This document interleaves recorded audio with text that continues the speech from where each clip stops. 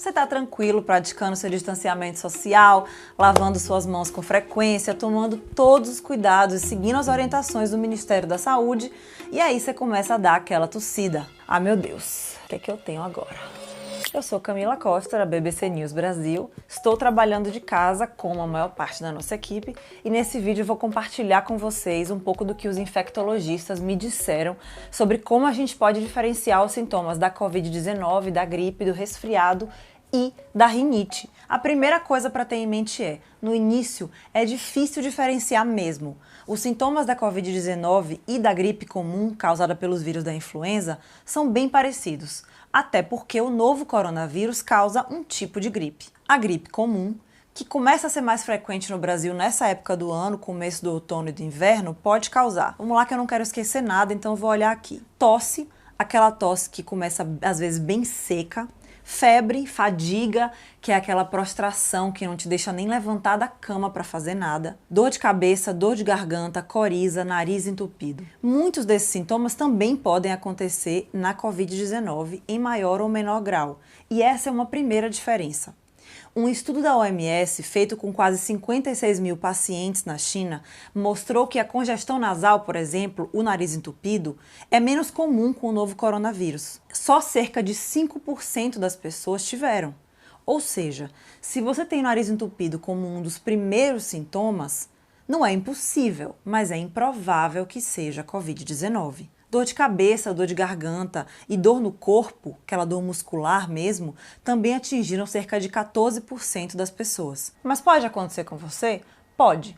E se acontecer, como é que você vai diferenciar a Covid-19 de uma gripe forte que derruba? Infelizmente, isso só vai poder acontecer se a Covid evoluir e começar a gerar o sintoma que tem sido considerado o mais determinante nos casos suspeitos, que é a falta de ar ou a dificuldade de respirar. Ela sinaliza que a doença começou a ficar mais grave, virando pneumonia. E é aí que procurar ajuda médica vira essencial. Claro, tomando o maior cuidado possível para não infectar outras pessoas. Se você puder telefonar antes, melhor. São duas preocupações. Uma, que os serviços de saúde fiquem sobrecarregados e não dê para atender todo mundo que realmente precisa. E duas, ainda mais importante, que pessoas infectadas que não precisam de internação acabem infectando outras pessoas vulneráveis que vão buscar ajuda nos postos de saúde e nos hospitais. Isso é porque mesmo que você tenha o novo coronavírus, cerca de 80% das pessoas que são infectadas acabam desenvolvendo só sintomas leves, como se fosse uma gripe mesmo. Ou seja, você pode se recuperar em casa, se esse for o seu caso. E quem precisa ir para o hospital? Só quem apresentar os sintomas mais graves. Dificuldade de respirar, respiração curta ou falta de oxigenação, que são um dos sinais de que a Covid-19 está virando pneumonia, que é um dos estágios mais graves da doença. Por isso eu repito, sentiu dificuldade de respirar, procure ajuda médica urgente. Existe também uma certa dúvida sobre um dos sintomas listados pela OMS como possíveis para a Covid-19, que é a diarreia. Dá ou não dá, afinal? Pois bem, a informação que eu levantei com os especialistas é a seguinte: pode acontecer, mas os números até agora indicam que são poucos os casos. Vou pegar aqui os dados para vocês. Esse estudo da OMS feito na China mostrou que a diarreia apareceu em só 4% das pessoas e as náuseas e vômitos em 5%, ou seja, pouco, né? Mas só que tem novos estudos sendo produzidos sobre os sintomas na medida em que o vírus atinge mais gente, também em regiões diferentes do mundo.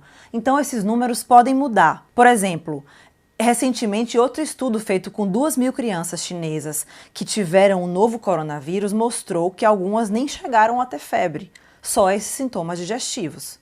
Mas eu estou passando aqui os números da OMS como a melhor referência até o momento. Então, no momento, pode acontecer, mas são poucos os casos. Fiquem ligados que se a gente tiver mais atualizações, a gente vai trazer para vocês, é claro. E o resfriado? Bom, o que os infectologistas com quem eu falei me disseram é que o resfriado é ainda mais leve do que a gripe. Em geral, você tem somente os sintomas respiratórios ali, o nariz escorrendo, entupido, alguma tosse, a dor de garganta. Geralmente a pessoa nem tem febre. Mas e a rinite? Eu sou uma dessas pessoas que tem que andar com a plaquinha, não é corona, é rinite, toda vez que espirrar na rua, que nem o pessoal tava pedindo no Twitter. Mas a verdade é que a rinite alérgica tem poucos sintomas em comum com a Covid-19, com gripes e com resfriados. Quem tem sabe. Geralmente são espirros, os olhos lacrimejando, a garganta coçando, às vezes os olhos inchados também, coriza e às vezes aquela tosse alérgica que pode ser confundida com a tosse seca, que vem sendo considerada um sintoma característico da Covid-19. É por isso que aqui no Reino Unido, a recomendação para o autoisolamento fala especificamente se você tem uma tosse nova ou contínua. E eles vão além, eles descrevem o que é exatamente ter uma tosse nova ou contínua. É tossir muito durante mais de 1 hora seguida ou ter 3 ou mais episódios de tosse durante 24 horas. Então, olha, vale prestar atenção, é uma recomendação importante. E já a rinite, vocês sabem, é desencadeada geralmente por algo específico, como poeira, fumaça, pelos de animais, ou ali em certas épocas do ano, como primavera ou outono. Então, fiquem ligados também, é geralmente algo recorrente, diferente do novo coronavírus. Vale lembrar que em todos esses casos, a pessoa não necessariamente vai ter todos os sintomas. E no caso da Covid-19, houve pessoas que foram infectadas e não apresentaram nenhum sintoma. Mas isso não quer dizer que elas não contribuíram para infectar outras pessoas e espalhar o vírus por aí. É justamente por isso que os médicos recomendam que todo mundo tenha todos os cuidados. Tá tossindo ou espirrando? Use máscara. Não tem máscara? Tente usar um lenço descartável que você vai jogar fora logo em seguida. Ou tussa aqui no antebraço. Tem gente que acha feio, mas assim, mais feio é tossir na cara dos outros. E aquele microfonezinho que a gente faz para tossir?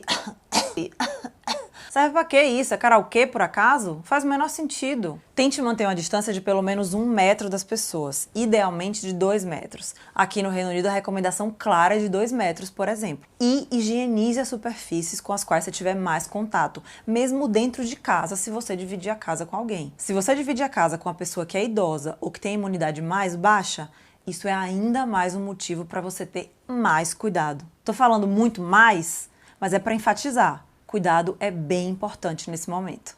E é isso, cada um cuida de si, mas todo mundo cuida de todo mundo. Não deixe de acompanhar o conteúdo da BBC no Facebook, no Twitter, no Instagram e no YouTube. E deixe suas dúvidas aqui, que a gente vai tentar respondê-las em uma próxima reportagem. Tchau, tchau!